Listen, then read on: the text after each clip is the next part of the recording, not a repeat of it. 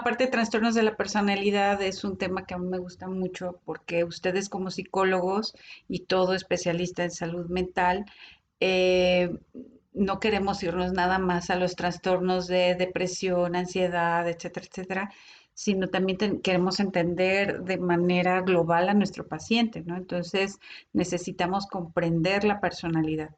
La primera parte va a ser analizar qué es la personalidad desde el punto de vista de la psiquiatría, ¿ok?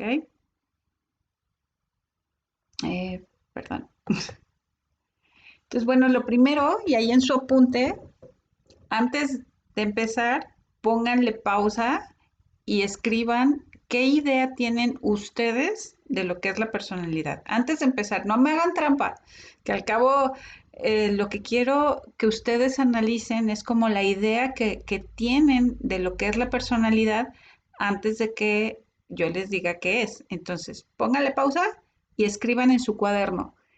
¿Qué idea tienes tú de lo que es la personalidad? Ya me lo pusieron en el, ¿se acuerdan que les hice como una, no examen, sino una como cosa en Forms? Y ahí me estuvieron diciendo lo que es la personalidad y tienen una idea bastante clara de lo que es. Pero quiero que quede en su apunte. Entonces, por favor, pausa y escriban. Listo. Ok, entonces se supone que ya quitaron la pausa, entonces ya podemos seguir el video. Entonces, ¿qué es la personalidad? Pues bueno, como tal, decimos que la personalidad es la expresión de un estilo de vida, de la forma como nos estamos relacionando con los demás y con nosotros mismos. O sea, cómo te experimentas a ti mismo y cómo te experimentas en tu relación con los demás. Acuérdense que los seres humanos somos animales sociales. Por lo tanto, estamos interactuando todo el tiempo con las personas a nuestro alrededor. Bueno, la forma como tú te relacionas con las personas es específicamente a través de tu personalidad. Por lo tanto, va a ser resultado tanto de factores constitucionales, es decir, tú naciste con ciertas forma de ser. Ujú. Y también naciste con cierto, se le llama temperamento, ¿no? Hay bebés que son muy tranquilos, que tú dices, ay, pues ni parece que hay bebé en casa. ¿No? Donde quiera que tú lo dejes, ahí se queda. Y no hace ruido, y no molesta, y no llora. A veces hasta la mamá lo tiene que ir a despertar para que coma. O sea, y en cambio hay bebés que son sumamente demandantes de atención, que muy fácil dicen, ay, este bebé está embrasilado, porque en cuanto lo dejas acostadito, empieza a llorar y llorar. Entonces ahí lo tienes a la mamá con su rebozo para no cansarse de la espalda y todo el tiempo, ¿no? Está haciendo de comer, está caminando y trae al bebé abrazado porque el niño es muy demandante de atención, ¿no? Entonces, ya desde ahí vemos que son personalidades distintas. Ujú. Todavía no está formada, pero ya tienen una base fisiológica que algunos son muy demandantes y otros son muy tranquilos. Hay bebitos que, por ejemplo, no soportan el ruido y entonces todo tiene que estar en silencio para que se pueda dormir. Y hay bebitos que parece que viven en zona de guerra y ellos tan tranquilos ni despiertan, ¿no? Entonces, esos son los factores constitucionales de tu personalidad. Es con lo que naces. Tiene que ver con factores genéticos y la forma también como se acomodó tu cerebro cuando estabas en el vientre de tu madre.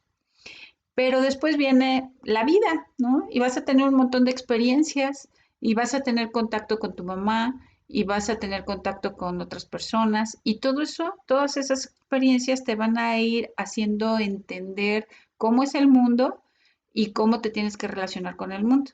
Y entonces va forjando tu personalidad también cada experiencia que tienes. Si tienes una mamá muy nerviosa, que de todo se asusta, ¿no? Sobreprotectora, que no quiere que te caigas, que no quiere que te pase nada malo. Entonces, tú empiezas a absorber el mundo como algo peligroso, como algo que tienes que estar cuidándote todo el tiempo. Entonces, estas mamás sobreprotectoras te enseñan que el mundo es peligroso y es normal que vayas desarrollando ciertos conceptos para relacionarte con el mundo como si este fuese peligroso. Un error, por ejemplo, muy grave que hacen las mamás es con esta moda del colecho, que dicen que el bebé se quede y hasta en medio, ¿no? Está el papá, está el bebé y estoy yo. Y bueno, está bien mientras quizá está muy pequeñito y son las primeras noches de amamantarlo y esto, pero curiosamente los individuos que duermen con la mamá, a veces tienen 3, 4 años, 5 años y siguen durmiendo con la mamá o en medio de los papás, son niños que después no pueden dormir solos. Y cuando lo llevamos a los frontales a tratar de preguntarnos por qué no puedo dormir solo, pues al buscar una solución, la solución más lógica es tengo miedo. Ujú. Entonces son niños que se hacen muy, muy miedosos. Esas serían ya cuestiones de las experiencias. Obviamente que también hay niños, desgraciadamente, que viven experiencias aterradoras en sus casas, que sufren abuso físico, sexual, abusos de golpes, ¿no? Entonces imagínense cómo van percibiendo al mundo respecto a ese abuso que van viviendo. No solo eso, hay niños que sufren de negligencia, es decir, no los cuidan, sea porque la mamá está enfermita, ¿no? Tiene cáncer o tiene un estado depresivo grave o tiene alguna situación que le impide el cuidado del bebé y entonces dejan de atender las necesidades del bebé y, y son bebitos que conforme van creciendo parecen adultitos, ¿no? Entonces ves niñitos de 3 años que solitos se preparan su comida, chiquitos de 4 o 5 años que se encargan de un montón de actividades. Mi abuelo, por ejemplo, a los 4 años lo empezaron a mandar a cuidar a las vacas al cerro y él se dormía allá, él no fue a la escuela porque tenía que ir a cuidar a las vacas y se quedaba días y días, le mandaban así kilos de tortillas, frijoles que él tenía que calentar allá y él aprendió a cazar, ¿no? Entonces cazaba, comía serpientes, por ejemplo, de estas víboras de agua que les llaman, las cazaba y conejos, había tlacuache, había varios animalitos pues de campo y él aprendió a cazarlos y a comer eso. Y aprendió también, por ejemplo, a tocar la armónica, tenía una armónica chiquitita y pues era su distracción, ¿no? Ponerse a tocar la armónica. Él, así de chiquitito, aprendió a subirse a los árboles para dormirse arriba del árbol porque pues podía llegar un coyote, un animal o algo y entonces se amarraba al árbol porque si se movía, pues para no caerse, ¿no? Entonces, imagínense esas experiencias de negligencia, de no tener a nadie que te cuida, de no tener a nadie que se preocupa por ti, de no tener a nadie que que se hace cargo de ti. Pues esas cosas obviamente van a hacer que interpretes al mundo, que tengas una percepción del mundo, pues como adverso, como algo muy malo en el cual puedes pues correr mucho peligro. ¿Mm? Y bueno, eso es personalidad. Ahora, me faltó poner algo en la diapositiva que es muy importante, que acuérdense que la personalidad tiene que ver con cómo reaccionamos al medio ambiente. Y se los dije en una clase, los seres humanos reaccionamos de 4 formas. Reaccionamos cognitivamente, eso anótenlo por favor en su apunte, eso es muy importante.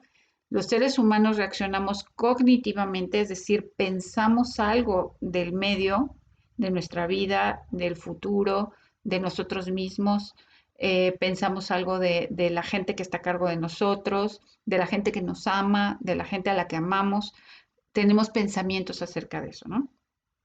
Reaccionamos fisiológicamente con un sistema vegetativo. Ustedes vieron en psicobiología que tenemos un sistema vegetativo, el simpático y el parasimpático. El nervio vago, que es el que regula toda la parte parasimpática, y todo el sistema nervioso simpático que trabaja con adrenalina, noradrenalina, que nos ayuda a ponernos en alerta. ¿no? Que prepara nuestro cuerpo a través de un estado que nos lleva hacia la huida de un peligro o ante la lucha o pelea ante una situación peligrosa, ¿no? O bien a través del sistema del vago nos calma, pero también nos puede paralizar. Tenemos un vago que es el vago ventral, que es aquel que nos ayuda a confiar en la vida, nos ayuda a percibir la vida como que no hay necesidad de huir y no hay necesidad de pelear. Entonces, esta sensación nos ayuda obviamente a poder relacionarnos con los demás de una manera adecuada. Pero tenemos el otro parasimpático, que es el vago en su parte dorsal, y esa, de hecho, pues aquí lo vemos, ¿no? Está en el dorso este chango, ¿no? Y lo está apachurrando y nos paraliza. Nos puede provocar inclusive cuestiones de disociación o nos paraliza ante situaciones terribles de vida. Por ejemplo, una violación. Mientras nos están violando, el vago dorsal nos ayuda a que nos perdamos, nos disociamos y entonces estamos ahí, pero ya no estamos ahí y no sentimos nada y no pensamos nada y no reaccionamos con huida o con miedo o con pánico, con terror. Es tanto ahora sí que la situación peligrosa que entonces nos disociamos. Como le pasa a ciertos animalitos, conocen esta gacela que cuando llega el león y se la va a comer, la gacela se hace la muerta. Pero no es que se haga, no es que sea teatro, sino que a través de su nervio vagal, dorsal, logra disminuir su latido cardíaco, disminuir su tono respiratorio, su tono muscular y parece muerta. Y en una de esas el león que no come carne muerta, o la leona que es la cazadora, que no come carne muerta, o sea, no come cadáveres, sino que tiene que matar para comer, percibe como que está muerta y dice pues, que se la coman las hienas, que esas son carroñeras, ¿no? Y la deja. Pasa un tiempecito y de repente su cuerpo empieza a reaccionar, empieza a notarse la respiración y se para y se va, ¿no? Déjenme ver si encuentro ese videíto que es bastante interesante.